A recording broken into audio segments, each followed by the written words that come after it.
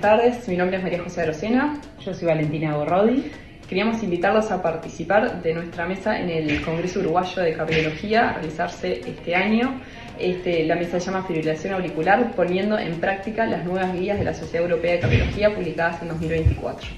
Bueno, sí, en la mesa vamos a estar haciendo un recorrido por las nuevas guías, hablando un poco del abordaje de los distintos pilares que la guía nos proponen, un abordaje de las comorbilidades, anticoagulación, control del ritmo, y bueno, para ello contamos con destacados invitados a nivel internacional. Por ejemplo, vamos a contar con la doctora Karina Hardy, que es una electrofisióloga destacadísima que trabaja en San Pablo, en Brasil. También con la presencia del doctor Alejandro Vidal, que es un médico uruguayo que se desempeña actualmente en Houston, en Estados Unidos.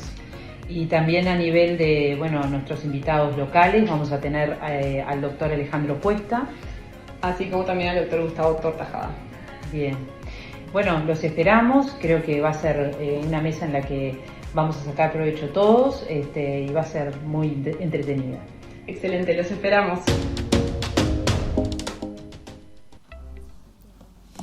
Bueno, buenas tardes a todos, les damos la bienvenida y bueno, queremos agradecerles por estar este día hasta ahora por acá con nosotros. Vamos a hablar de un tema que nos ocupa a todos, que es la fibrilación auricular. Les voy a presentar a los invitados de esta mesa, que son el electrofisiólogo uruguayo, el doctor Gustavo Tortajada. Alejandro. Todos lo conocen. Después va a participar el doctor Alejandro Vidal, que es electrofisiólogo de la Universidad de Texas en Houston, y la doctora Karina Hardy, electrofisióloga del Instituto del Corazón en San Pablo. La idea es, ellos van a dar charlas y después vamos a discutir un caso clínico que vamos a tratar de ir contestando algunas preguntas. Si quieren se pueden poner para votar. ¿Ah? Sí. Dale. Comenzamos con Gustavo. Gustavo Tortajada, que ya lo presenté, nos va a hablar de la primera letra del esquema CARE, que es las comorbilidades. Está algo que nos interesa a todos. Evaluación clínica inicial y valoración de las comorbilidades se titula la charla. Adelante, Gustavo. Bueno, muy bien. Bueno, vamos a empezar entonces entrando en calor con una historia clínica. Les comparto esta historia. Es un señor de 50 años con antecedentes personales de hipertensión arterial, diabetes tipo 2, un paciente que tiene sobrepeso con un índice de masa corporal de 28,5, un paciente que también es roncador y sedentario. Tiene una historia de disnea de esfuerzo, clase funcional 2, de 3 meses de evolución, y al examen físico en la consulta una presión arterial de 150-90 mililitros de mercurio, un ritmo irregular de 105 ciclos por minuto, aprox, sin elementos de insuficiencia cardíaca. El señor viene en tratamiento con enalapril, 10 miligramos cada 12 horas, atenolol, 50 miligramos día, y metformina, 500 miligramos día. Arriba al consultorio y trae un electrocardiograma que se hizo justo antes de entrar, en el cual se evidencia un ritmo auricular, que es una fibrilación auricular, con una frecuencia ventricular promedio en torno a 105 ciclos por minuto, un QRS fino, un eje normoposicionado. Trae también resultados recientes de laboratorio, en el cual se evidencia una creatinina de 1,9, un filtrado glomerular estimado en 44, ionograma, hepatograma, hemograma sin alteraciones, TSH tampoco, un BNP algo elevado, 205, una hemoglobina glicosilada de 7,8 y dislipemia con un LDL de 178. Del ecocardiograma destacamos una hipertrofia del ventrículo izquierdo con 13 y 14 milímetros de espesor del septum y pared posterior respectivamente, sin alteraciones sectoriales y una FEBI 53%, una dilatación moderada de la aurícula izquierda y un patrón de llenado monofásico ya en ese momento y presiones de llenado elevadas. Tiene también trae consigo un centellograma de perfusión miocárdica sin evidencia de isquemia y una poligrafía respiratoria que informa SAOS moderado. Bueno, con todo esto llega el paciente a la consulta y les queríamos plantear la primera pregunta interactiva. No sé si ya pudieron comunicarse al sistema de votación interactivo. Sí, perfecto. Y les planteamos algunas posibilidades, a ver cuál les parece que es la más adecuada. En cuanto a las comorbilidades y abordaje inicial del paciente, el objetivo de LL es de 130 miligramos de decilitro. El objetivo de frecuencia cardíaca promedio en este paciente con FA menor de 80 ciclos por minuto. Le vamos a plantear un objetivo en cuanto al descenso de peso de al menos un 10% del peso corporal actual, o la empaglifosina estaría contraindicada por la insuficiencia renal.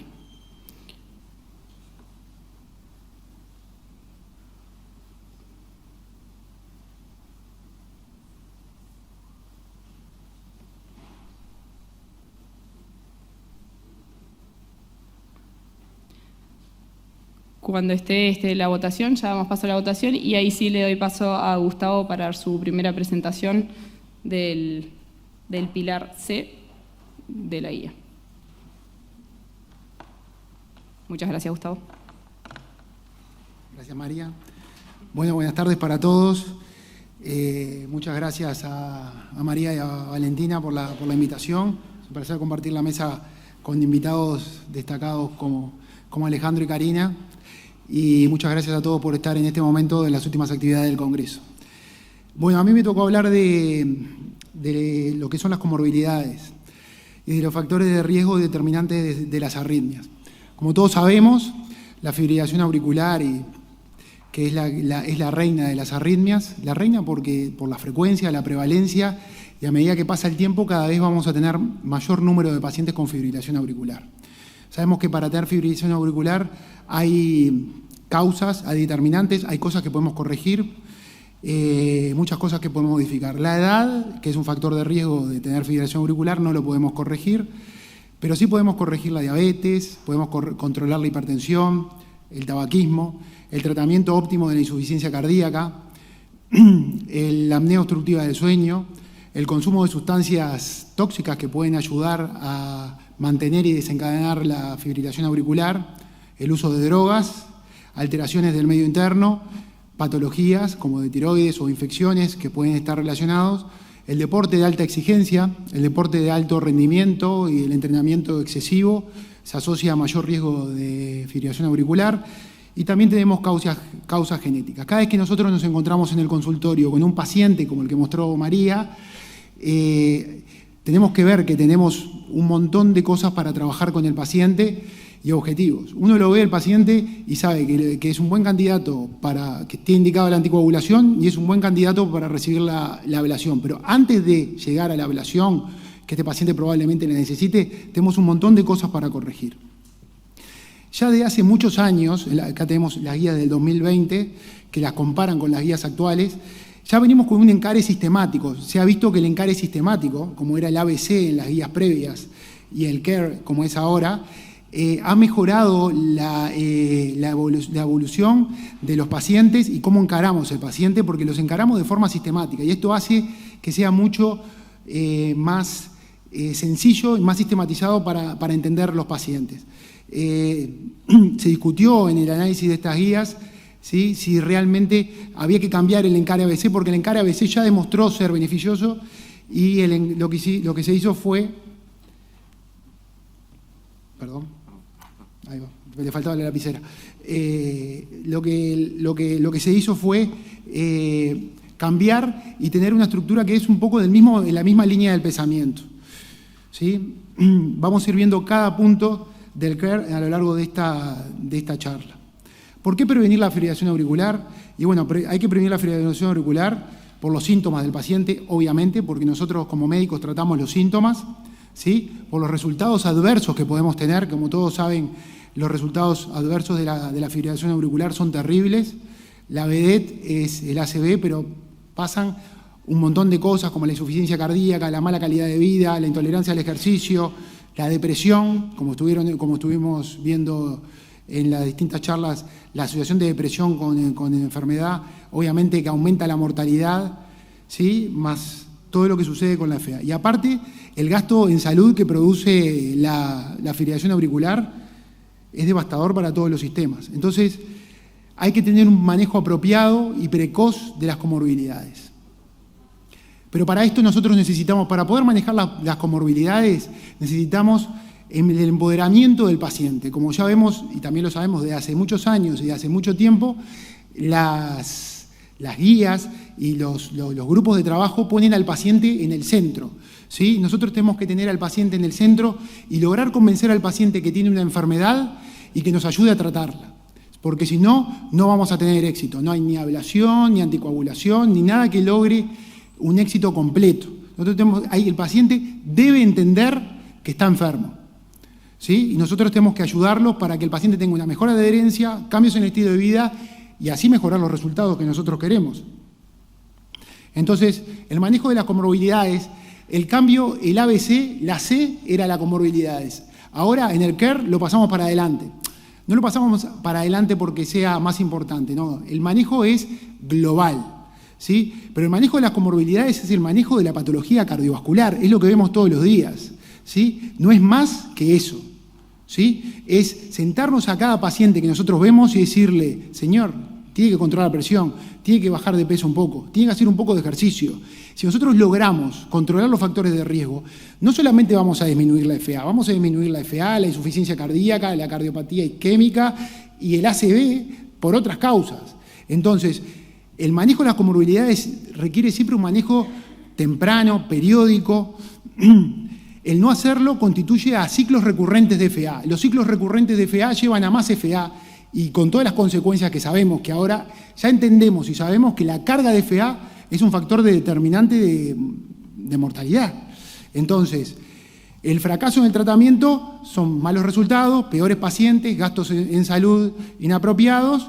Entonces, las comorbilidades lo vamos a evaluar primero porque es lo que podemos ir modificando a lo largo del trayecto que vamos a tener con el paciente, ¿sí? Es nuestro primer contacto. Entonces, en ese contacto nosotros tenemos que llevar al paciente a manejar esto. En una evaluación inicial tenemos que hacer una correcta historia clínica, un electro, obviamente, evaluar los síntomas, utilizar alguna clasificación para ver qué limitaciones tiene el paciente y ver si el paciente mejora con nuestro tratamiento planteado, recoger todas las medidas que nosotros tengamos que recoger, pedirle una rutina básica y un ecocardiograma. Después existen estudios seleccionados para cada paciente, ¿no? Por ejemplo, que no lo dije, pero que es muy importante, la FA es un determinante de deterioro cognitivo, una causa de demencia. Entonces, nosotros tenemos que evaluar ese punto también en los pacientes y trabajar en eso. Por eso, vuelvo a repetir, es tan importante tratarla precozmente. Si nosotros corregimos todo esto, que en la columna tenemos todas las comorbilidades o varias comorbilidades, evitamos el remodelamiento auricular, que nos va a llevar, existe un cambio electroanatómico inicial, eso nos lleva a la fibrilación auricular y a los resultados que ya hemos visto, que hemos hablado. Esto es parte de las guías, están las guías. Lo que quiero recalcar es lo importante que es esto. La equidad en la presentación de los servicios sanitarios. Eso es fundamental que nosotros, como médicos, tengamos el compromiso de luchar porque todos nuestros pacientes tengan el mismo derecho, ¿sí? Los pacientes que son asistidos en distintas instituciones o en distintos medios tienen que tener el mismo derecho para ser tratados, los cuales nosotros los electrofisiólogos lo sufrimos diariamente porque no existe una cobertura adecuada para nuestros pacientes. Tenemos que luchar como grupo médico para que esto lo conseguirlo y poder trabajar en eso. Obviamente que la FA, como todas las patologías, requiere un manejo multidisciplinario, eso es fundamental. No trabajamos solos, trabajamos en equipos y los equipos funcionan mejor que un ser aislado, ¿tá? Como ven acá, este cuadro es todo verde, ¿tá? O sea, si el manejo de la hipertensión, de la insuficiencia cardíaca, del sobrepeso, el alcohol, que está determinado la cantidad que se puede beber, la diabetes, el uso adecuado de las glifosinas. Como ven, hay solamente 2 cuadros naranjas, ¿sí? Un programa de ejercicios, identificar. Los 2 cuadros naranjas son la apnea del sueño, que eso va a pasar probablemente en la evolución porque hemos identificado que se asocia a muchos tipos de arritmias, a insuficiencia cardíaca y a muchos malos resultados a lo largo de la vida. La apnea del sueño tiene muchas. Y después la cirugía bariátrica, que cuando nosotros elegimos hacer un control del ritmo, está indicada hacerlo de paciente. Esta imagen lo único que muestra es lo que venimos hablando. El paciente en el centro. El paciente como nuestro objetivo, ¿sí? Toma de decisiones compartidas, empoderar al paciente, enseñarle, darle mensajes claros, de a poco y claros, ¿Sí? Decirle al paciente, bueno, tenemos muchas cosas para hacer al paciente que nos mostró María, muchas por hacer, pero vamos de a poco. Porque si nos decimos todo lo que tenemos que hacer a ese paciente, es complejo. Nuevamente, lo mismo que vimos en verde, es todo verde. El control de las comorbilidades, de los factores de riesgo, es todo verde. O sea, controlar la hipertensión, la diabetes, hacer ejercicio, bajar de peso, la vida misma. ¿Sí? Entonces yo le traigo esto de la apnea del sueño, que los ciclos recurrentes de apnea producen cambios determinados y eso conlleva a mayor riesgo de muerte súbita, mayor riesgo de arritmias auriculares, mayor riesgo de arritmias ventriculares, mal dormir, mayor riesgo de accidente de tránsito, bueno, todo lo que puede pasar.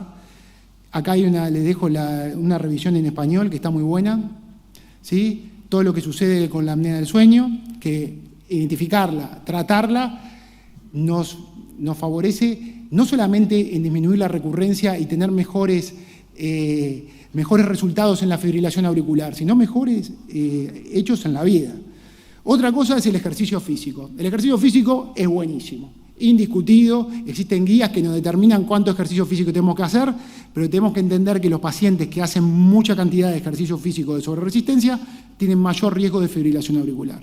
El límite no está determinado, para cada ser humano, para cada persona es diferente, pero eso nosotros lo vemos frecuentemente en la consulta. Son hipersanos con fibrilación auricular. Ese es otro factor de riesgo, que se lo tenemos que explicar al paciente y el paciente decidir qué es lo que quiere hacer. Acá está lo que vamos a seguir charlando a lo largo de esta y para terminar, lo dejo que la toma de decisiones debe ser compartida, el enfoque debe ser multidisciplinario, educación y empoderamiento de los pacientes, programas educativos y un soporte tecnológico, el cual ya existe, los pacientes tienen la capacidad de tenerlo, enseñarles dónde pueden tener y dónde pueden leer y dónde pueden involucrarse con su enfermedad para tener mejores resultados. Gracias. Muchas gracias, Gustavo, muy buena tu charla. Seguimos un poquito con el caso. Muchas gracias, Gustavo. Bueno, con ese paciente teníamos mucho trabajo para hacer. A ver, ahí sí aparece. Lo que le planteamos en la consulta era, bueno, encarar un cambio de hábitos, una dieta hiposódica, de diabetes, hipocalórica, un plan de ejercicio progresivo, objetivos alcanzables en cuanto al descenso de peso, así como hacer interconsultas con distintos colegas de neumología, por ejemplo, para interpretar y tratar el síndrome de apnea del sueño, y nefrología por la alteración de la función renal. En cuanto al tratamiento, lo que le propusimos al paciente, la anticoagulación con rivaroxaban, con dosis ajustada, atenolol lo suspendimos, lo cambiamos por bisoprolol 5 cada 12, el enalapril lo mantuvimos, agregar empaglifosina al control de su diabetes, que era subóptimo, manteniendo la metformina que él ya registraba. En una consulta posterior, vuelve el paciente, trae un nuevo electrocardiograma, en el cual se evidencia ahora sí una reversión a ritmo sinusal, ¿no? Manteniendo el QRS fino. Y la pregunta que queríamos hacer los partícipes en realidad es ahora cómo seguimos con este paciente, en particular en tratamiento de su fibrilación auricular, ahora sí un poco más enfocados. Y bueno, ahora volvemos al sistema de votación y las opciones que se nos ocurrió para generar discusión. Si seguiríamos con opción A, agregar flecainida, suspender el bisoprolol, iniciar la amiodarona, implantar un registro de eventos y en función del resultado del análisis del mismo iniciar tratamiento antiarrítmico o mantener el tratamiento beta bloqueante como ya tiene. Procedemos a la votación.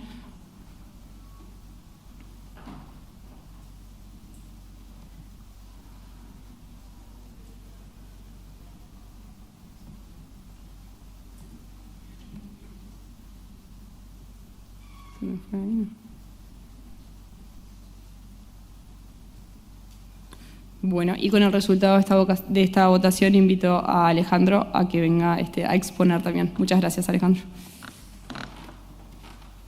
Bueno, muchas gracias. A ver si... Aprovecho en realidad que se nos pasó de la primera votación, en realidad que no hicimos una devolución.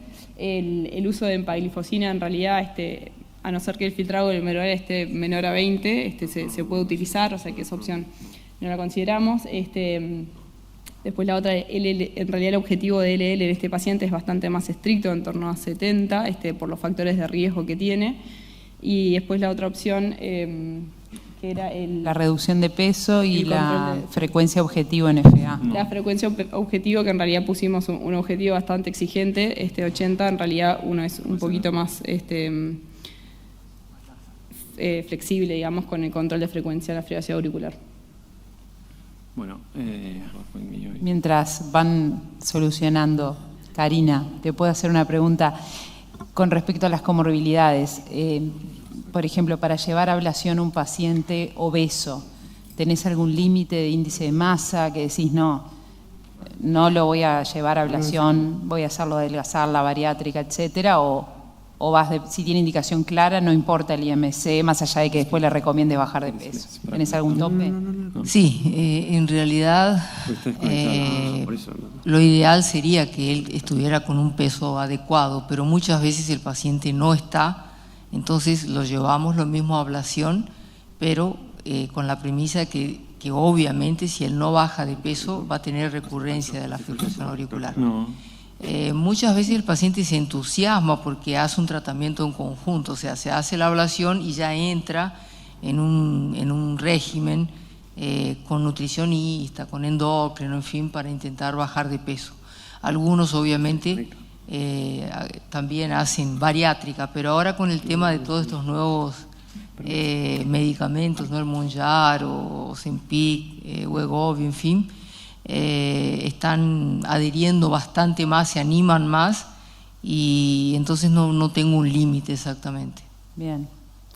Gustavo, ¿vos querés comentar algo acerca de el tratamiento que se le indicó a este paciente? ¿Qué hubieras hecho en la segunda consulta que te encontrás con una reversión espontánea de ritmo sinusal? Y bueno, sí, yo le hubiera indicado antiarrítmicos, sí. La verdad que le hubiera indicado antiarrítmicos, antiarrítmicos de clase 1 seguramente, sí, al paciente como habían propuesto ustedes, y lo irían caminando ya para la ablación porque es un paciente muy joven. Indudablemente, y lo iría preparando. Lo que dice Karina, ¿verdad? Yo tengo muchos pacientes que el ponerle como objetivo la ablación, más de uno te toca la puerta, doctor, vienen con 130 kilos, digo, bueno, hasta que no pese 110, ni vuelvas. Y vuelven con 110, pero muy común, ¿eh? O sea, el paciente como que se pone, en ese camino se pone, y en 6 meses, 7 meses logran, teniendo tantas herramientas como hay ahora para tratar la obesidad, que tenemos, la verdad, para los pacientes no sucede siempre, pero se preparan. Intentamos, sí, llevarlos con el menor peso, en peso más adecuado, ¿no? Bien. Y con respecto a la apnea obstructiva del sueño, un paciente que, por ejemplo, clínicamente impresiona que tiene una apnea severa, no tenemos diagnóstico todavía, pero es buen candidato para ablación. Tú, por ejemplo, Karina, esperás que se haga la poligrafía respiratoria, que tenga la CPAP. ¿Tú esperás eso para ablacionarlo? Si tiene una apnea severa, sí, yo le pido que empiece, que haga un tratamiento, empiecen con CPAP y todo, y ahí volvemos a evaluar y lo hacemos, porque si no, realmente la apnea del sueño es terrible, a pesar, yo no sé por qué está como 2B todavía, porque es creo que uno de los más importantes. Pero si viene con una apnea leve o moderada, obviamente la premisa que tiene que también hacer, porque si no, no va a funcionar, pero lo llevamos para ablación lo mismo. Bien. Bueno, ya estamos, Ale. Muy bien, gracias. La idea es hablar un poquito de anticoagulación, de la parte A y R del tratamiento, del enfoque CARE. Vamos a hablar de anticoagulación, voy a hablar muy breve por un tema del tiempo. Vemos que cambiaron el CHAS-VASC por el CHAS-VA. No van a hablar el sexo femenino no es más considerado aquí. Si tienen un CHAS-VA de 1 va a ser indicación clase 2A de anticoagulación, y un CHAS-VA de 2 o más vamos a tener indicación clase 1. Los nuevos anticoagulantes son preferidos, con las excepciones de válvula mecánica, estenosis mitral moderada o severa. Y una cosa muy importante, que no está indicado agregar antiplaquetarios para prevenir el stroke, el ACV. Si estamos con anticoagulantes, hay que tener una muy buena razón para agregar antiplaquetarios en pacientes, sobre todo con cardiopatía isquémica. Después, si es hipertrófica o amiloidosis, esos pacientes ni siquiera hay que pensar en el CHA2-VA, van a anticoagulación directa. Eso es un error que vemos frecuentemente, que se hace, que a ver, uno tiene bajo riesgo porque tiene hipertrófica, pero bajo riesgo, eso siempre precisa una anticoagulación, tiene muy alto riesgo de stroke. Post-ablación, en general tenemos que anticoagularlos por 2 meses seguro, por más que el CHA2-VA sea de 0, siempre precisan anticoagulación porque es un proceso de cicatrización, de curación post, hay un poco de fibrosis, un poco de irritación de la aurícula, entonces tienen un poquito más de riesgo de ACV durante ese tiempo. Y después lo otro que se agrega un poco, que los pacientes que tienen FA subclínica diagnosticada por dispositivos tienen indicación de anticoagulación clase 2B. Hay que seleccionar bien los pacientes de acuerdo a cuán frecuentes sean los episodios, cuán largos y el riesgo de CHA2-VA.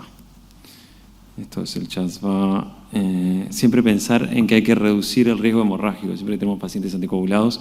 Es muy importante considerar y evaluar el riesgo hemorrágico y hacer todo lo posible para disminuir eso. Es muy importante el control estricto de la hipertensión arterial, el consumo de alcohol, es muy importante regular eso, evitar los AINES y controlar bien el INR. Y es muy importante que el paciente que está anticoagulado reciba la dosis adecuada. Si tiene enfermedad renal o tiene indicación para disminuir la dosis, eso es correcto, pero un paciente que digamos, no, bueno, tiene un poquito más de riesgo hemorrágico, le voy a dar una dosis reducida, eso no es correcto. Si van a anticoagular al paciente, tienen que dar la dosis indicada. Y si no la puede tomar, lo consideramos contraindicación y ahí se pueden hacer algunos otros tratamientos. Se puede pensar en la oclusión de la orejuela izquierda o alguna otra cosa, pero reducir la dosis y pensar que el paciente está protegido con una dosis reducida es un error. Vamos a seguir un poquito en el cierre de orejuela. Como decíamos, el cierre de orejuela percutáneo tiene indicación clase 2B en las guías, en pacientes con FA con contraindicación para anticoagulación a largo plazo. El cierre quirúrgico de la orejuela, si es un paciente que va a ir a cirugía por otra causa y tiene FA, eso es indicación clase 1. O sea que cuando derivamos a un paciente que tiene conocido por fibrilación auricular a cirugía cardíaca, le tenemos que pedir al cirujano que cierre la orejuela. Y es muy importante. La anticoagulación después es otra cosa a manejar. Algunos pacientes, si tienen muy alto riesgo de ACV, igual van a precisar, por más que tengan la orejuela quirúrgicamente ocluida, puede ser conveniente la anticoagulación, pero es muy importante y se ha demostrado claramente que tienen mejores resultados los pacientes que tienen la orejuela ligada por el cirujano. Vamos a hablar un poquito del control de frecuencia. Las guías manejan un poco las dos cosas, un poco se pueden hacerlas, no hay por qué decir vamos a controlar frecuencia o ritmo. En los pacientes que llegan inicialmente en agudo, podemos pensar, bueno, vamos a darle tratamiento para corregir las dos, tratamos de controlar la frecuencia y a su vez puede ser que esto nos ayude a revertir el ritmo. Entonces, la terapia inicial en agudo puede ser un control de frecuencia como adjunto al ritmo o solo. O sea que vamos a dar beta bloqueantes, diltiazem, verapamil o digoxina en los pacientes de FEBI mayor de 40, eso es indicación clase 1. Y si tienen FEBI menor de 40%, vamos a optar por beta bloqueantes o dioxina. Y si una sola droga no es suficiente, podemos combinar más de una droga. Una cosa que está indicada en las guías americanas es el magnesio intravenoso, que yo lo uso mucho, es muy efectivo.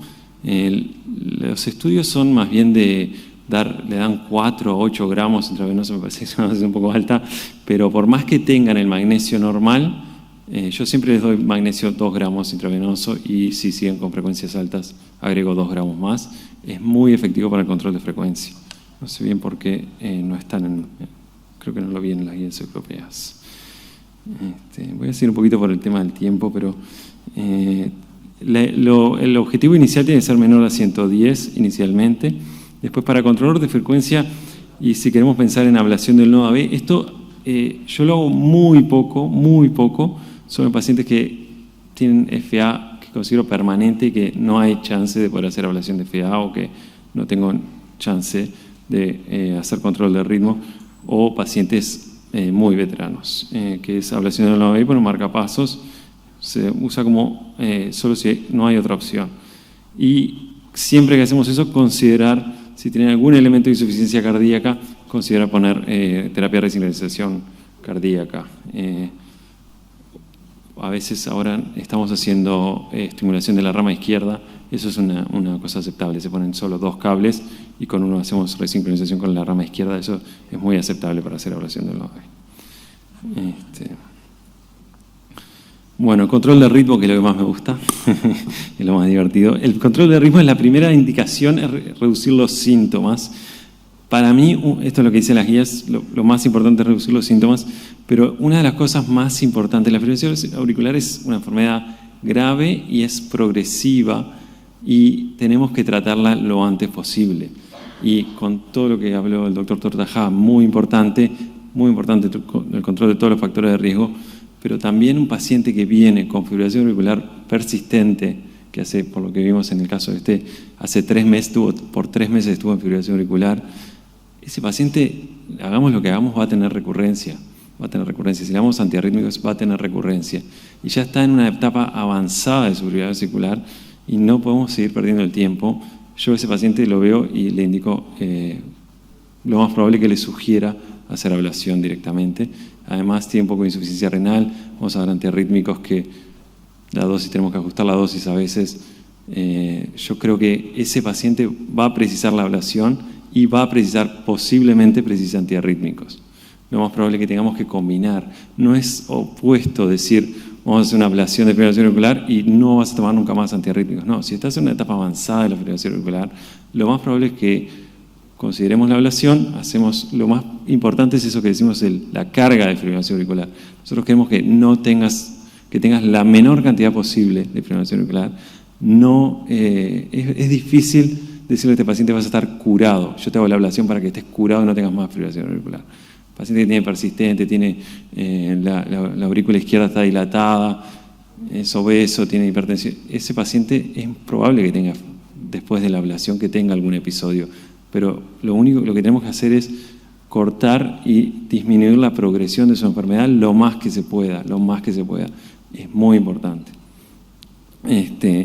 Entonces, creo que en Uruguay tenemos un tema de que se refieren poco los pacientes a ablación. Yo sé que hay un tema mucho de tema económico, pero la gran mayoría de los pacientes con fibrilación auricular necesitan ablación. Yo selecciono los pacientes que no puedo hacer ablación. La cosa es quién tiene contraindicación para ablación. Todos los demás precisan ablación. Y mi límite de edad sería más o menos 85 años. He hecho alguna de 87 que está muy bien, pero ese es el concepto que quiero que se vea, que la ablación de fibrilación auricular no tiene es muy importante, mejora muchísimo la calidad de vida, mejora muchísimo en muchos casos la mortalidad, y es muy importante que se refieran los pacientes al electrofisiólogo y que se evalúe la posibilidad de hacer la ablación.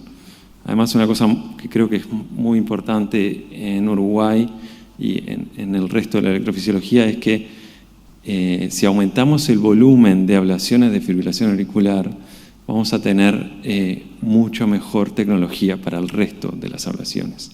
Que eso es lo que desarrolla la electrofisiología en un país, y es muy importante que los cardiólogos apoyen eso. Es muy importante porque es la forma en que vamos a tener mucho mejores resultados en taquicardia ventricular, en el resto de las arritmias también, porque vamos a tener la capacidad de mejorar la tecnología. Entonces, el concepto que yo quiero que se lleven de esta charla es que la gran mayoría de los pacientes que ustedes ven con fibrilación auricular tienen indicación de ablación, la gran mayoría. Si miran, ya sé que estoy en tiempo, pero si miran las indicaciones de las guías, fibrilación auricular paroxística y persistente, si tienen intolerancia o recurrencia de fibrilación auricular, tiene indicación clase 1A para ablación. Y si tienen fibrilación auricular paroxística, tiene indicación clase 1A como primera línea. O sea que cualquier FA paroxística que vean es clase 1A para mandar para ablación, referir al paciente para ablación. Y si es persistente y tiene recurrencia, que todos los pacientes con FA persistente tienen recurrencia con antiarrítmicos, tienen indicación clase 1A. O sea que la gran mayoría de sus pacientes con fibrilación auricular tienen indicación de ablación, y me parece muy importante que se refieran los pacientes. Yo sé que hay mucho problema económico y mucho problema, y ese es un tema que los electrofisiólogos del Uruguay manejan muy bien, de conseguir que los pacientes puedan tener la ablación, pero eso es el concepto más importante que quería destacar acá. Tenía un video, pero ya estamos con tiempo, ya estamos en tiempo, ¿no? Estamos bien, muchas gracias.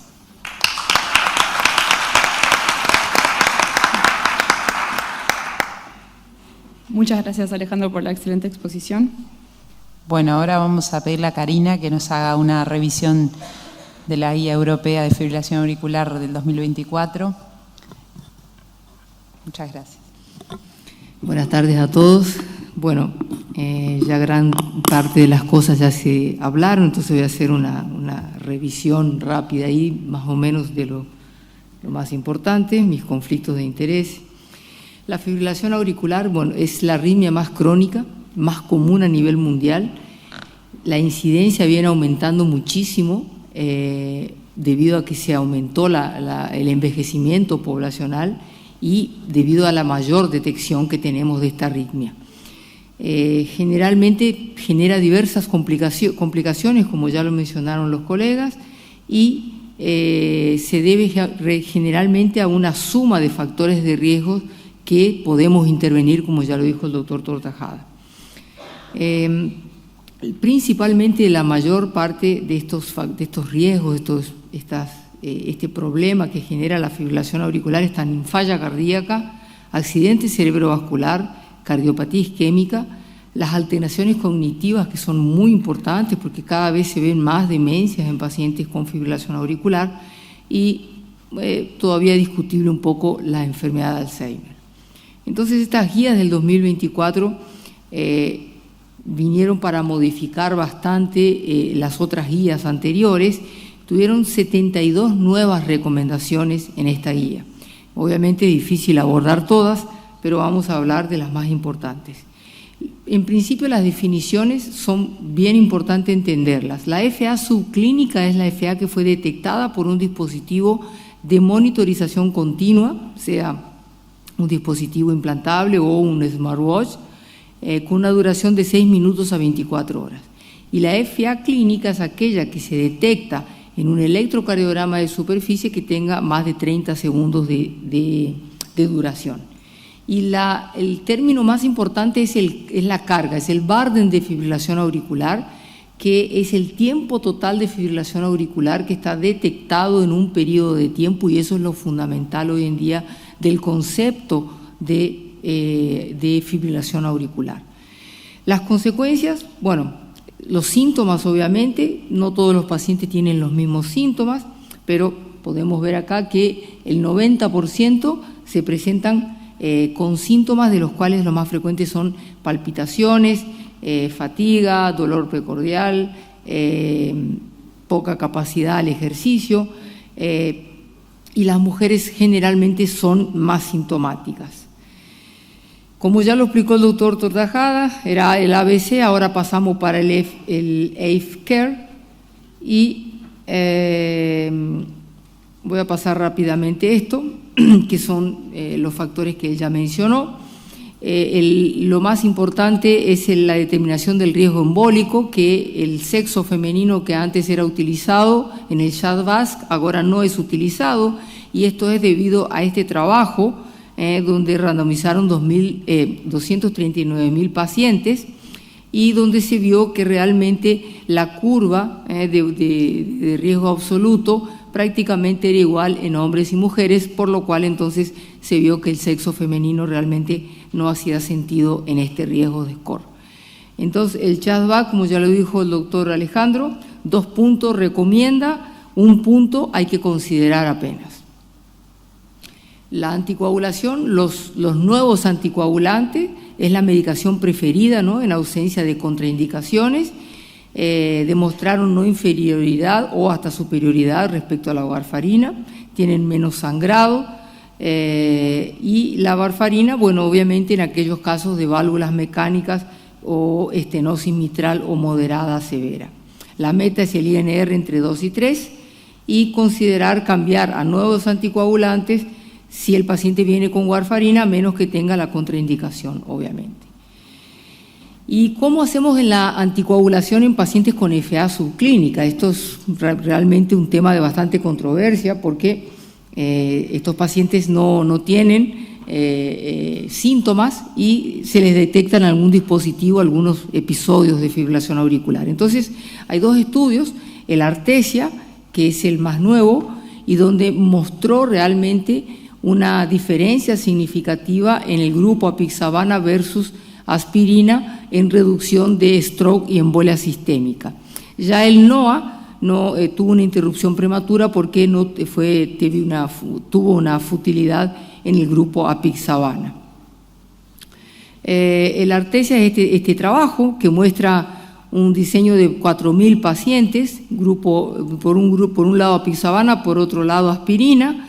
El EMPO era ABC o embolia sistémica, fueron de 3.5 años de seguimiento, era un RCT, y vean que tuvo un NNT de 63 y un NNH de 71, con lo cual realmente es importante y fue a favor obviamente de la apixabana.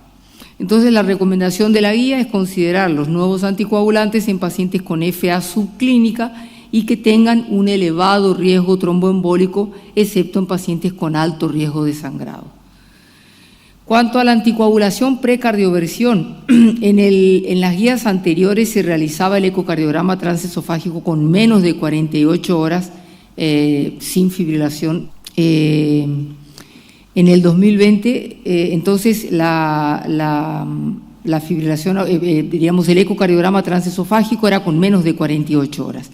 Ya en el 2024 ya se bajó para menos de 24 horas, o sea, para tener mayor seguridad, y es difícil determinar obviamente el hecho de cuándo los episodios se inician. Entonces en esos pacientes realmente hay que realizar el eco transesofágico de cualquier manera. La contraindicación para anticoagulación, bueno, ya lo dijo el doctor Alejandro, no lo voy a pasar, pero bueno, es en pacientes hay que hacer el cierre de la orejuela, sea percutánea, o si el paciente va para cirugía cardíaca, excluir la orejuela.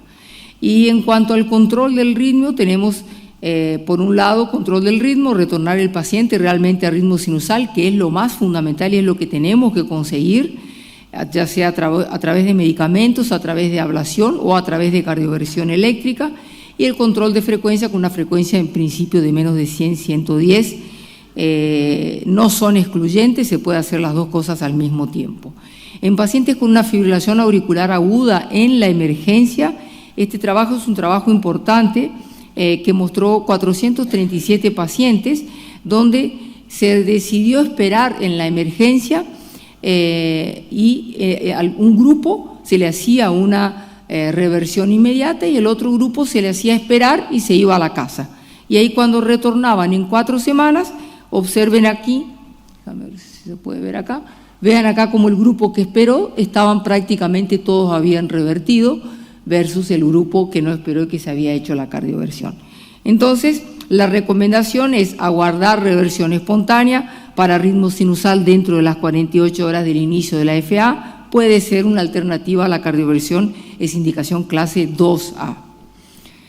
Y cuanto a ritmo y frecuencia, o sea, para control del ritmo, realmente el principal estudio fue el ACE-EFNET4, que es el estudio donde nos muestra, yo lo saqué aquí, por el tiempo lo saqué, pero bueno, es un estudio que nos mostraba pacientes con altos factores de riesgo para embolía o para stroke y que se les hacía la reversión de forma, con menos de un año de evolución ya se le sometía o a control de ritmo o control de frecuencia. Y obviamente los pacientes con control del ritmo, sea a través de drogas antiarrítmicas o de ablación, tenían un desfecho clínico mucho mejor que los pacientes que estaban apenas con control de frecuencia. El otro trabajo que mostró también muy importante en control del ritmo en pacientes con insuficiencia cardíaca es el CASTEL-EF, que mostró una reducción de mortalidad, una reducción de eventos isquémicos y una reducción de internaciones por insuficiencia cardíaca. Este es un metaanálisis mostrando también varios trabajos que mostraron que el control del ritmo es mucho mejor que pacientes que apenas hacían control de frecuencia cardíaca. Y cuanto a la última letra del F-CARE, que es el de la evaluación y de reevaluación dinámica, el paciente de lo mismo, después de estar en control de ritmo, tenemos que siempre estar evaluándolo con exámenes, con Holter, con electros, con pruebas de esfuerzo, para tener la seguridad de que estamos llevándolo bien al paciente y que el paciente está adecuadamente controlado. En pacientes con enfermedad coronaria, que también es un tema bastante importante de discutir, sabemos que el síndrome coronario agudo aumenta un 60-77% el riesgo de fibrilación auricular y que la prevalencia de fibrilación auricular en pacientes con enfermedad coronaria va de un 2 a un 23%. Aproximadamente un 10 a 15% de estos pacientes con fibrilación auricular, ellos van para alguna intervención con angioplastía, y usualmente hay que intentar realizar el protocolo Augustus, salvo que existan indicaciones específicas como trombosis de Stent o anatomía compleja, en fin. En cuanto a la ablación por catéter, como primera línea, en la guía del 2020 era indicación clase 2A, y ya en el 2024 ya pasó para ser clase indicación 1 debido a todos los trabajos que muestran realmente que el paciente puede ser llevado a ablación por catéter como indicación clase 1, inclusive antes de intentar drogas antiarrítmicas, si se discute con el paciente qué es lo mejor para él. Pacientes que no responden también a la droga antiarrítmica, en el caso que se opte por antiarrítmicos como primera elección, también son indicación clase 1, someterlos a ablación. Como primera línea, como ya dije, en la FA paroxística y 2B en la persistente, y en la cardiomiopatía inducida, que es inducida por la arritmia, es indicación clase 2A. Y cómo anticoagular un paciente que fue sometido a aislamiento de las venas pulmonares y no fallar en el intento. 3 meses antes, lo ideal muchas veces es ya anticoagularlo, o por lo menos 30 días antes anticoagularlo para tener la seguridad que no va a tener trombos antes de la ablación. Durante la ablación hay que hacer la anticoagulación también, y después de la ablación sí o sí por 2 meses. O sea, no importa si el Shadbaz es 0, tiene que estar anticoagulado por 2 meses, y después de esos 2 meses se evalúa si va a continuar o no, dependiendo del Shadbaz del paciente y no de la disculpen, y no del resultado de la ablación. Entonces, en resumen, los pacientes con fibrilación auricular deben ser evaluados de forma integral e individualizada. El control de las comorbilidades influye en todos los aspectos del tratamiento.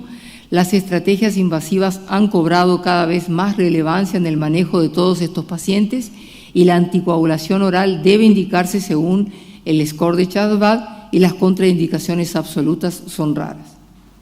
Se prefiere siempre, como dije, el control del ritmo, sin excluir el control de frecuencia para mejorar los síntomas en algunos casos. Muchas gracias. Muchas gracias, Karina. Bueno, como cierre, queríamos comentar con María José que bueno, esperamos que después de estas charlas tengamos como más esa sensación de que los clínicos y los electrofisiólogos tenemos que trabajar en equipo para reducir las comorbilidades y para lograr el control del ritmo en casi todos los pacientes con fibrilación auricular. Quizás en Uruguay estamos en una etapa donde todavía elegimos los candidatos y no los no candidatos, como decía Ale, y quizás nuestro límite de edad no sea 85, 87, sino, como hablamos con Gustavo, de repente 75, con Gustavo más o menos acordamos que en general, salvo que el paciente esté muy bien, todavía por el acceso que tenemos a la ablación, que saben ustedes que es complicado. Pero bueno, nada, recalcar que la estrategia de control del ritmo, hoy en día tenemos mucha evidencia que es superior, hay que mantener el ritmo y que la ablación es la única herramienta que detiene la progresión de esta enfermedad crónica y progresiva. Así que bueno, les agradecemos mucho la presencia, les agradecemos que sigan derivando todas las FA a los electrofisiólogos y bueno, muchas gracias a todos por participar.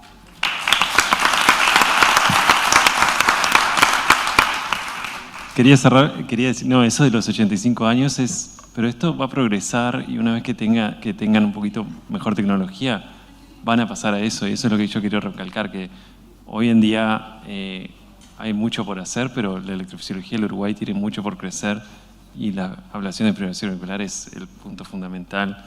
Hay muchos pacientes que precisan esto y se va a llegar a eso rápidamente, en muy poco tiempo. Muy bien, muchas gracias.